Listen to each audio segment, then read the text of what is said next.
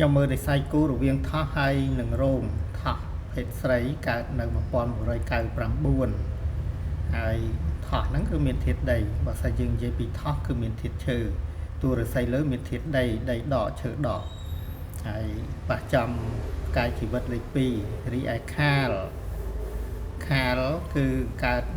ជាបរោះកើតនៅ1986មានធាតុភ្លើងខាលហ្នឹងគឺធាតុឈើបូកហើយរាសីលើមានធាតុភ្លើងបូកក៏ប៉ះចំតារាសាស្ត្រលេខ8ប៉ះក្រុមលិចដូចគ្នាណាក្រុមខាងលិចនៅទិសលិចដូចគ្នាអញ្ចឹងគឺមានន័យថាទង្វើធ្វើអ្វីគឺស្របគ្នាស្របតាមគ្នាឬក៏គេហៅថាចិត្តតែមួយពេលខ្លះយើងធ្វើអ្វីអញ្ចឹងទៅក៏មកភាគីមកខាងទៀតក៏មានចិត្តចង់ធ្វើអញ្ចឹងដូចគ្នាអាហ្នឹងឯងហៅថាចិត្តតែមួយ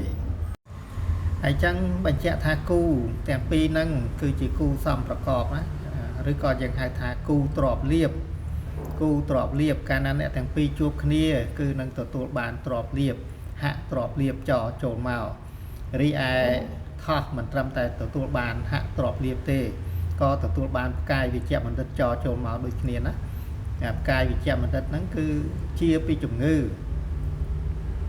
ហើយជំងឺដំកាត់ទាំងឡាយអីហ្នឹងគឺខ្លាចគាត់អីមិនហ៊ានយាយីមិនហ៊ានចូលយាយីគាត់ទេហើយគាត់មានកម្លាំងកលាំងធ្វើនេះធ្វើនោះហើយកាលណាយើងមានសុខភាពល្អនឹងឯងគឺការរកស៊ីទទួលបានភាពរីកចម្រើនណារកស៊ីកាក់កបខ្លាំងហើយមើលទៅលើតួឆ្នាំថោះធាតុនៃរាសីលើគឺធាតុដីដករីឯខាលធាតុនៃរាសីលើគឺធាតុភ្លើងបូកហើយអញ្ចឹងយើងរាប់មើលបើសិនជាយើងគិតទៅលើភ្លើងគឺជាធាតុជំនួយរបស់ដីហើយអញ្ចឹងនឹងឯងគឺបញ្ជាក់ថាខាលគាត់គឺជាតួអង្គបរោះផងហើយអញ្ចឹងបញ្ជាក់ថាខាលហ្នឹងគឺតាមជួយទៅលើថោះណាតាមជួយទៅលើថោះជួយដូចឪពុកម្ដាយអញ្ចឹងពីព្រោះធាតុភ្លើងរបស់ខាលហ្នឹងគឺជាម៉ែធាតុរបស់ធាតុដីហើយពិសេសទៅទៀតហ្នឹងអ្នកទាំងពីរតួឆ្នាំមានធាតុបូកហើយនឹងដកហើយអញ្ចឹងបើសិនជាយើងមើលទៅលើសម្ព័ន្ធមេត្រីវិញគឺមានស្រឡាញ់គ្នាខ្លាំងដោយសារធាតុបូកហើយនឹងដកមានភាពស្អិតល្មួតខ្លាំងទៅលើការស្រឡាញ់គ្នាណាហើយក៏ប៉ុន្តែនៅលើតួរាសីឆ្នាំគេហៅថារាសីទូទៅឬក៏ទំនាក់ទំនងនៅក្នុងសង្គមអញ្ចឹងសង្គមមើលមកអ្នកទាំងពីរហ្នឹងគឺអ្នកទាំងពីរស្រឡាញ់គ្នាខ្លាំងហើយមានទ្រព្យមានលៀបតែងតែទ្រព្យលៀបហូរចូលជាប់ជានិច្ចហើយនិស្ស័យគូអ្នកទាំងពីរហ្នឹងគឺហើយយើងហៅថាហាក់ទ្រព្យលៀបហើយចុះប្រសិនបើយើងមើលទៅលើខែទៀតណាអានេះខ្ញុំអត់ជម្រាបជូនថាខែហើយតែថ្ងៃទេពិសេសគឺនៅលើតួថ្ងៃកំណើតតួថ្ងៃកំណើតប្រសិនបើកើតចំតួថ្ងៃល្អនឹងឯងគឺអ្នកទាំងពីរស្រឡាញ់គ្នាខ្លាំងរវាងថោះហើយនឹងខាលហ្នឹងនៅលើតួថ្ងៃថែមទៀតប៉ុន្តែនេះខ្ញុំអត់ដឹងតួថ្ងៃទេហើយប្រសិនបើខាលកើតនៅថ្ងៃកើតនៅខែថ្ងៃអត់ដឹងទេថ្ងៃយើងអត់ដឹងទេមិនអាចមើលបានទេប៉ុន្តែបើសិនជាខាលកើតនៅខែកុម្ភៈនោះឯងគឺកាន់តែមានលុយលៀបធំហើយប្រសិនបើកើតខែកក្កដាតុលាវិច្ឆិកាគឺហេងខ្លាំងមែនតើណាខាលហ្នឹងថោះអធិស្ឋ័យ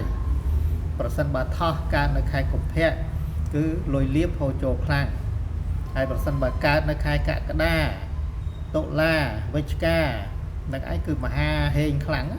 ហើយខ្ញុំប្រើពាក្យមហាហេងចុះព្រោះអ្នកទាំងពីរហេងទ្របលៀបទៅហើយដល់ពេលប៉ះហេងមកថែមទៀតហេងទៅលើរឿងរ៉ាវផ្សេងថែមទៀតនឹងឯងគឺខ្សែជីវិតរបស់អ្នកទាំងពីរហ្នឹងពោពេញទៅដោយសុភមង្គលហើយចុះប្រសិនបើខាលកើតនៅខែមករា មានភាពស្រឡាញ់ពីថោះខ្លាំងមានភាពស្រឡាញ់ពីថោះខ្លាំងហើយប្រសិនបើខាលកើតខែមិនិនាលុយលៀបធំហូរចូលហើយប្រសិនបើកើតខែមិថុនាហៅថាមហាហេងអត់ទេបើសិនជាហេងខ្លាំងគឺកើតនៅខែវិច្ឆិកាប៉ុន្តែហេងខ្លាំងក៏សោយខ្លាំងមកជាមួយដែរបើសិនជាតួអង្គខាលជាគ្រូមកណាជាគ្រូមន្តអាគមផ្សេងហ្នឹងគឺកើតនៅខែវិច្ឆិកាហ្នឹងឯងកើតនៅខែវិច្ឆិកានេះទាំងពីរប្រសិនបើចង់យកបុតគឺយកបុតឆ្នាំខាលថោះមួយម៉ែចហើយនឹងកុលហើយកូនចៅចាំទុកណារវាងថោះហើយនឹងខាលបើសិនជាចង់យកបុតហេងខ្លាំងគឺយកឆ្នាំខាលឆ្នាំថោះមួយម៉ែចហើយនឹងកុលហើយចឹងខ្ញុំបញ្ចប់ទូរស័យរវាងឆ្នាំថោះហើយនឹងខាលឆ្នាំពីរហ្នឹងល្អណាហើយបញ្ចប់ត្រឹមប៉ុណ្្នឹងហើយកូនចៅប្រសិនបើចង់ឲ្យខ្ញុំមើលប្រាប់ឆ្នាំកើតនៅឆ្នាំប្រមាណហើយប្រុសឬស្រីផងណាប្រសិនបើគ្រាន់តែប្រាប់ថាឆ្នាំខាលឆ្នាំថោះហើយខ្ញុំមើលអត់ជួនអត់បានទេអាហ្នឹងត្រូវការរៀបរាប់ខ្លាំងរៀបរាប់ច្រើនណាថោះនេះថោះនោះអីចឹងទៅហើយចឹងឲ្យបញ្ជាក់ច្បាស់មកថោះអាយុប្រមាណខាលអាយុប្រមាណចឹងខ្ញុំមើលជូនណាខមមិនខាងក្រោមទៅខមមិនខាងក្រោមវីដេអូខ្ញុំនឹងមកមើលជូនមិនអញ្ចឹងជួបខ្ញុំតាម Telegram 016 860 678ហើយបើចិត្តសិនជួបខ្ញុំអាហ្នឹង